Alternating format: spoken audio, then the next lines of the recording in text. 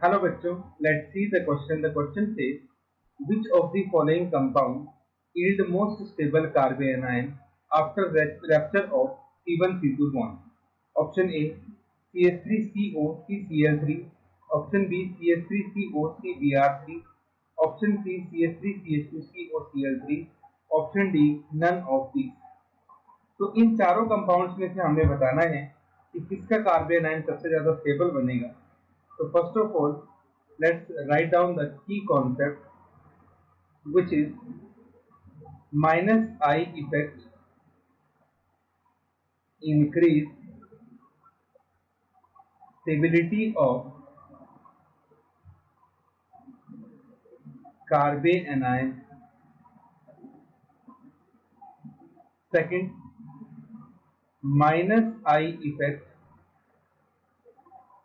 is given as सबसे ज्यादा chlorine, then bromine and then iodine. और ये होता है इलेक्ट्रोनेगेटिविटी की वजह से. क्लोरीन की इलेक्ट्रोनेगेटिविटी सबसे ज्यादा है, इसीलिए क्लोरीन का माइनस आई इफेक्ट सबसे ज्यादा होगा. अब हम तीनों मॉलिक्यूल्स के कार्बेनायन बनाएंगे और देखेंगे कि किस तरह से हमारे पास स्टेबिलिटी आती है. पहला है CH3 C double bond O C Cl3.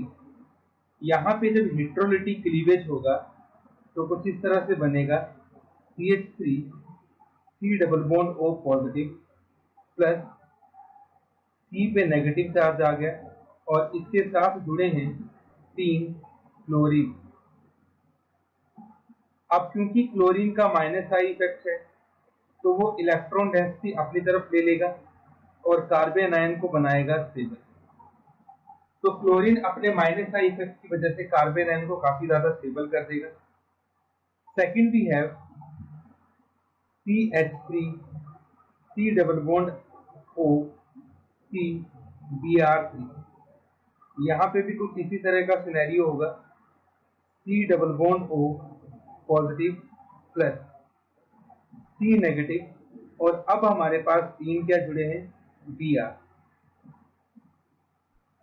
अब क्योंकि Br का भी माइनस आई इफेक्ट है तो वो भी कार्बेनायन को स्टेबल करेगा, लेकिन वो कार्बोनायन को लेस स्टेबल करेगा.